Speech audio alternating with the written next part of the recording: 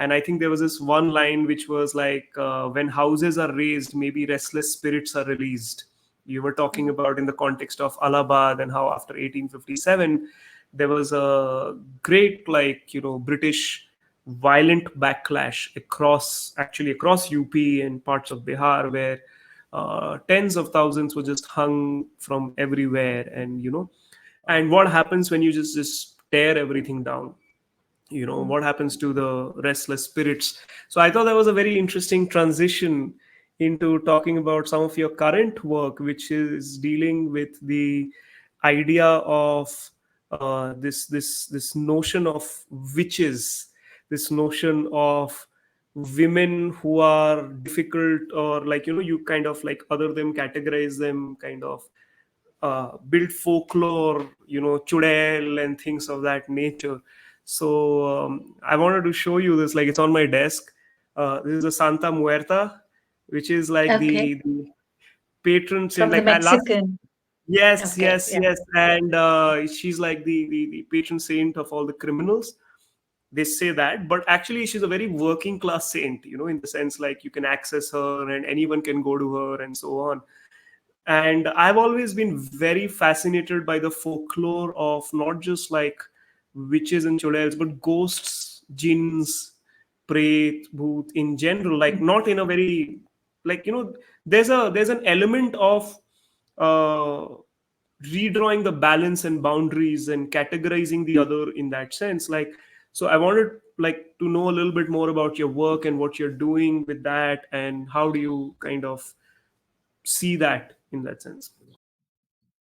So I'm doing currently a PhD. I'm doing a creative writing PhD, which is a slightly different one. India doesn't have it, and that was one reason I was very keen to also see how does this work.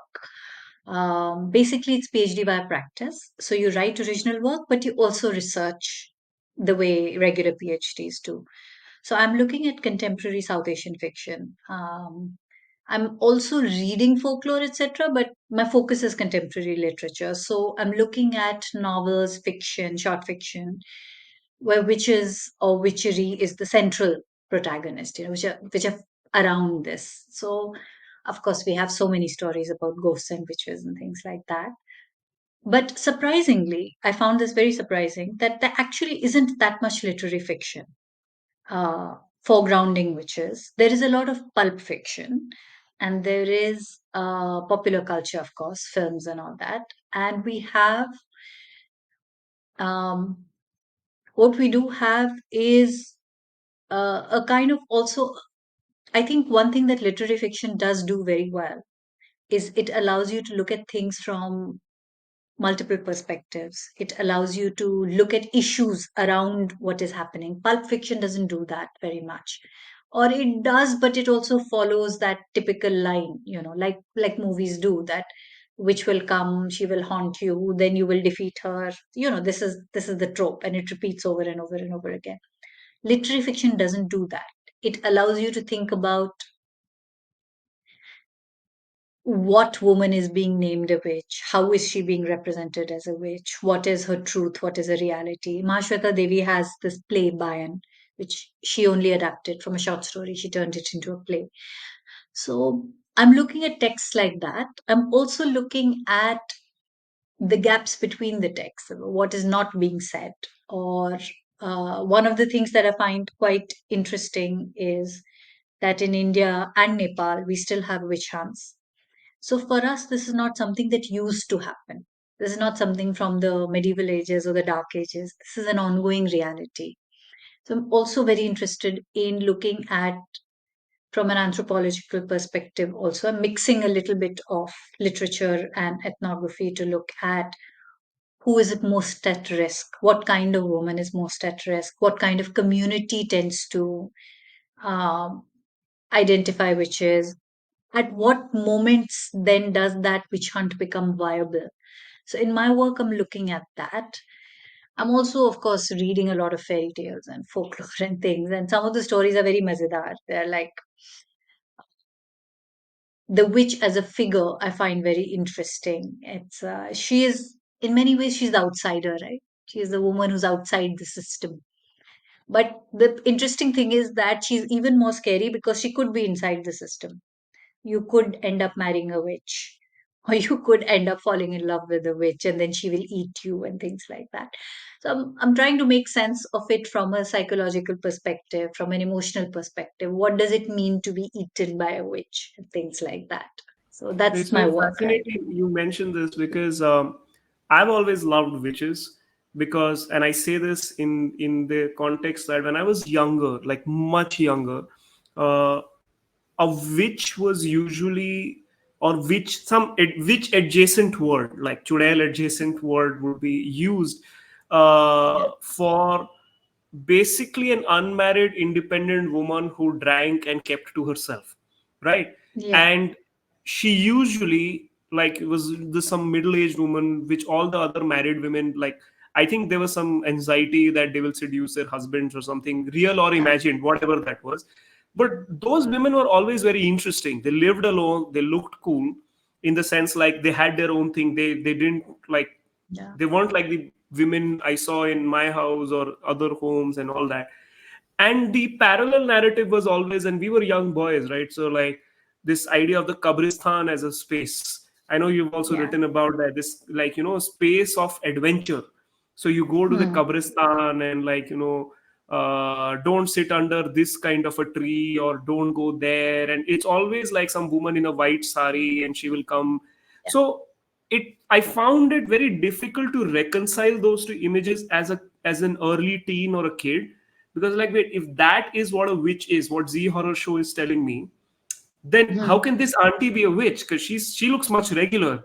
She doesn't look like she's going out on the road wearing a white sari, right? So, like, what's exactly happening? And as I grew older, and now actually as somebody in his 30s, when I see the Gen Z now, Hmm. people seem to overlook this fact. What a puritanical, conservative generation that has come up. It's shouldn't be surprising, but is surprising.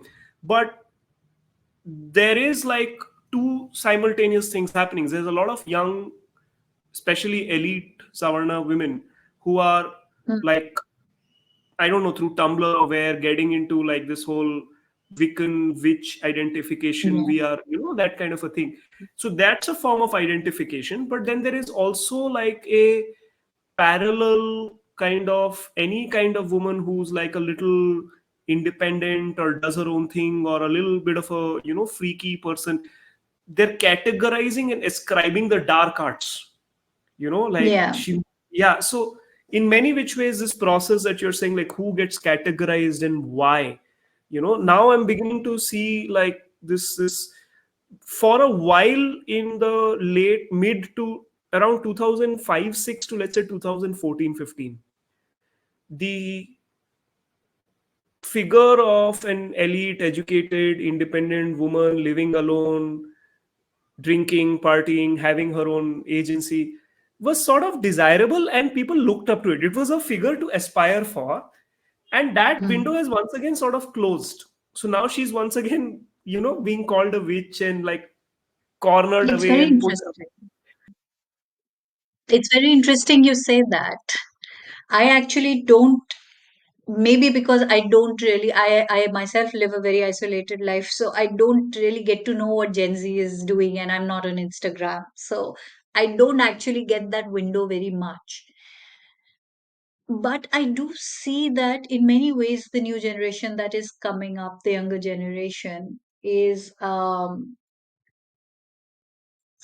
a just from a gender identity perspective, is not necessarily challenging that much. I think a small elite group is that one does see, and that tends to be the group that is exposed to global processes, etc. There's a lot of conversation about trans rights. There's a lot of conversation around transitioning and things like that. But I don't really know why. I would be wary of offering a theory about it because I don't know much about what's happening with young people these days, actually. My own generation, I can say that, I mean, uh, people looked up to, like you said, simultaneously looked up to independent single women and were also horrified at the prospect that they might become that. that there was nothing worse than becoming that person who lives alone and is not married and is not doesn't have the trappings of normalcy around her, that to be a normal woman. हाँ, तो सबको normalcy चाहिए, थोड़ा थोड़ा rights भी चाहिए, थोड़ा थोड़ा, not too much. Too much rights people get scared of.